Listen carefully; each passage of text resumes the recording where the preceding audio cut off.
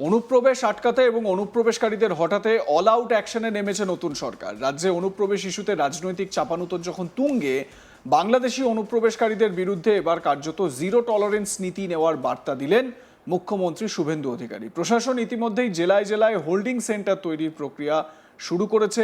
বেআইনিভাবে এদেশে থাকা বাংলাদেশিদের চিহ্নিত করে ফেরত পাঠানোর কাজেও গতি আনা হয়েছে। এই আবহেই মুখ্যমন্ত্রীর করা হুঁশিয়ারি, জলদি জলদি ভাগো, না হলে এই সরকার যা করার করবে। আর তারপরই ভয়, বাংলাদেশি অনুপ্রবেশকারীরা পিলপিল করে পশ্চিমবঙ্গ থেকে বাংলাদেশে পালাতে সীমান্তে ভিড় জমাচ্ছে। এরই মধ্যে আরও 2 অবৈধ বাংলাদেশি নাগরিককে আটক করল দক্ষিণ 24 পরগনার বারুইপুর থানার মল্লিকপুর পুলিশ ফাঁড়ির পুলিশ। ধৃতরা হলেন শফিকুল ইসলাম মোল্লা ও তাঁর স্ত্রী মনিরা বেগম। মঙ্গলবার রাতে তাদের আটক করা হয়। পুলিশ সূত্রে খবর, ধৃতরা বাংলাদেশের যশোর জেলার মনিরামপুর থানার নেঙ্গুর বাজার পোস্ট অফিসের অন্তর্গত চালুহাটি গ্রামের বাসিন্দা। ভারত বাংলাদেশ সীমান্তে দালাল ধরে অবৈধভাবে তাঁরা ভারতে প্রবেশ করেছিলেন। এরপর মল্লিকপুর এলাকায় বসবাস শুরু করেন। এখানেই নিজেরা কাজ জুটিয়ে নিয়েছিলেন। পাকাপাকিভাবে এখানেই বসবাস শুরু করেছিলেন এই দম্পতি। জানা গিয়েছে, স্থানীয় তৃণমূল নেতাদেরকে আধার কার্ড বানানোর জন্য টাকাও দিয়েছিলেন। ধৃত মনিরা বেগম অভিযোগে জানিয়েছেন, বারুইপুর পশ্চিম বিধানসভা কেন্দ্রের তৃণমূল কংগ্রেসের মল্লিকপুর গ্রাম পঞ্চায়েতের সদস্য শাহজাহান সর্দার আধার কার্ড বানিয়ে দেওয়ার নাম করে তাদের কাছ থেকে 5,000 টাকা নিয়েছিলেন। কিন্তু টাকা নেওয়ার পরও আধার কার্ড বানিয়ে দেননি অভিযুক্ত তৃণমূল নেতার শাস্তির দাবি জানিয়েছেন মনিরা। ধৃত বাংলাদেশি মনিরা বেগম কি বলছেন শুনুন। রায়পথে এসেছিলাম, আমরা গণেশপুর মেটোপাড়ায় থাকি। শাহজাহান সর্দার মেম্বার আমাদের বলেছিল তোমরা থাকো, আশ্বাস দিয়েছিল। ওনারা 5,000 টাকা নিয়েছিল, আধার কার্ড করে দেবে, করে দেয়নি। আপনাদের কাছে হাত জোর করছি, যেটা করলে ভালো হয় সেটা অনুরোধ করে বলছি। আমার স্বামীটা মাথার ব্রেন খারাপ, আমি চিকিৎসার জন্য এখানে পড়েছিলাম আমার স্বামীটার বাঁচানোর জন্য। আপনারা সহযোগিতা করবেন, আমার দেশে বাচ্চাদের কাছে পাঠাবার সুযোগ করে দেবেন। শাহজাহানটাকে শাহজাহান মল্লিকপুরি গণেশপুর মেটোপাড়ায় উনি মেম্বার, উনি কংগ্রেসের মেম্বার, তৃণমূল কংগ্রেসের মেম্বার। আপনার কাছ থেকে টাকা নিয়েছে? হ্যাঁ, আমার কাছ থেকে 5,000 টাকা নিয়েছিল, আধার কার্ড করে দেবে বলেছিল। আশ্বাস দিয়েছিল এই বছরখানিক আগে। আপনার বাড়ি কোথায়, কোন জেলায়?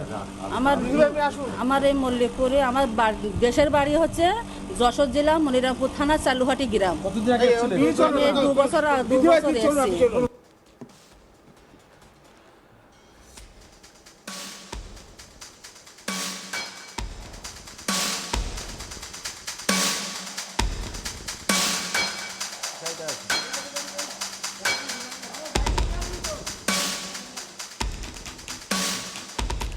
তো বারুইপুরে এই গ্রেপ্তারির পর কর্তব্যরত পুলিশ আধিকারিক কি বলছেন শুনুন।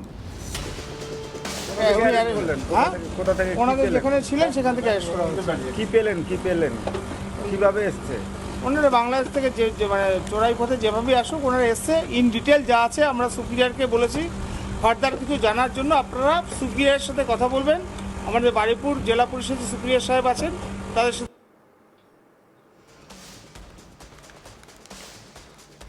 আমার সহকর্মী প্রসেনজিৎ সাহা এ বিষয়ে তার প্রতিবেদনে কি বলছেন আসুন শুনে নেওয়া যাক। আবারও 2 বাংলাদেশিকে আটক করল বারুইপুর থানার পুলিশ। বারুইপুর থানার অন্তর্গত মল্লিকপুর এলাকা থেকে শফিকুল ইসলাম মোল্লা এবং তার স্ত্রী মনিরা বিবিকে আটক করেছে বারুইপুর থানার পুলিশ। বারুইপুর থানার অন্তর্গত মল্লিকপুর পুলিশ ফাঁড়ির পুলিশ গোপন সূত্রে খবর পায় যে এলাকাতে এই বাংলাদেশিরাও রয়েছে। তারপরেই পুলিশ সেখানে তল্লাশি অভিযান চালিয়ে এই দম্পতিকে আটক করে। তাদেরকে বারুইপুর থানায় নিয়ে আসা হয় এবং তারপর জিজ্ঞাসাবাদের জন্য নিয়ে যাওয়া হয় পুলিশ সুপারের অফিসে। তাদের কাছে কী নথিপত্র রয়েছে সেই সমস্ত খতিয়ে দেখেন তারা, এবং তাদেরকে যখন জিজ্ঞাসাবাদ করা হচ্ছিল তখন কার্যত পুলিশের সামনে চাঞ্চল্যকর অভিযোগ করেন এই দম্পতি। তাদের দাবি, তাদের বাড়ি বাংলাদেশের যশোর জেলাতে। তারা বেশ কিছুদিন ধরে এই বারুইপুরের মল্লিকপুর এলাকায় এসে বসবাস করছিলেন। তারা এই ভারতবর্ষের নাগরিকত্বের নানা ধরনের যে সমস্ত নথি হয় সেই সমস্ত নথি নিজেদের নামে করার চেষ্টা করছিলেন। তাদের আধার কার্ড করে দেওয়ার নাম করে শাহজাহান সর্দার নামে এলাকার এক তৃণমূল নেতা তাদের থেকে 5,000 টাকা নেয়, এমনটাও অভিযোগ করছেন এই দম্পতি। তাদের দাবি 5,000 টাকা দিলেই আধার কার্ড করে দেওয়া হবে বলে জানানো হয়েছিল ওই তৃণমূল নেতার তরফ থেকে। এমনকি ভবিষ্যতে তাদের নাম ভোটার তালিকায় তুলে দেওয়া হবে এবং ভোটার কার্ড করে দেওয়া হবে বলেও আশ্বাস দেওয়া হয়েছিল। কিন্তু 5,000 টাকা নিলেও আধার কার্ড করে দেওয়া হয়নি এই শফিকুলকে এবং তার স্ত্রী মনিরাকে।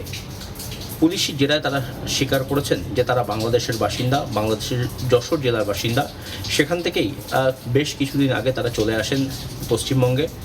দালালকে টাকা দিয়ে কোনোভাবে বর্ডার পার হয়ে তারা চলে আসেন পশ্চিমবঙ্গে এবং এখানে এসে তারা এই মল্লিকপুর এলাকাতে বসবাস শুরু করেন।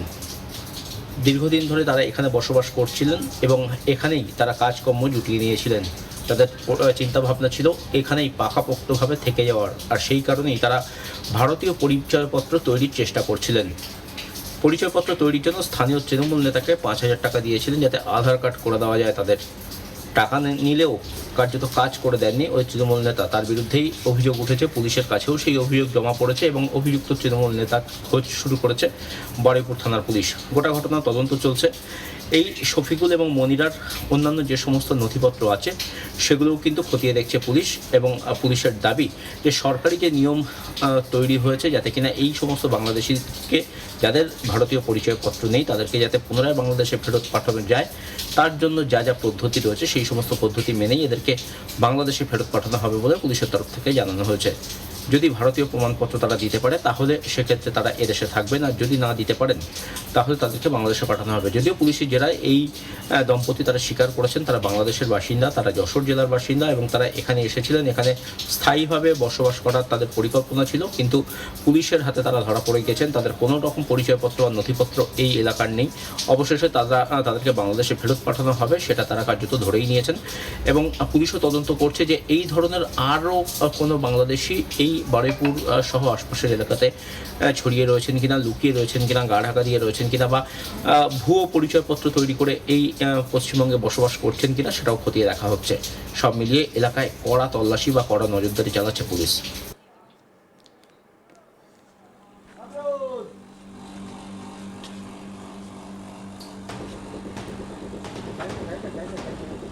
চলো আপনি এই সাইডে দেখুন, পুলিশের জালে দুই অবৈধ বাংলাদেশি নাগরিক, হাজব্যান্ড ওয়াইফ, তারা দুজনে এখানে এসে বসবাস করছিলেন বারুইপুরে এবং সংসার জমিয়েছিলেন। এতদিন পর্যন্ত আমাদের রাজ্যের সংশোধন তারা গ্রহণ করছিলেন, মানে এখান থেকেই তারা রোজগার করছিলেন, আয় করছিলেন, যে টাকায় এখানকার ভারতীয়দের, পশ্চিমবঙ্গের মানুষের অধিকার, সেই টাকায় ভাগ বসাচ্ছিলেন এই দুই অবৈধ বাংলাদেশি। আর এই সংখ্যাটা কিন্তু নেহাত একজন, দুজন, 100, 200, 1000 নয়, আরও অনেক বেশি। আপনারা যদি হাকিমপুর চেকপোস্টেই শুধু দেখেন তাহলে দেখবেন প্রত্যেক দিন কত মানুষের ভিড় জমছে সেখানে। সেই ছবিও আজ তাক বাংলা আপনাদের সামনে তুলে ধরেছে।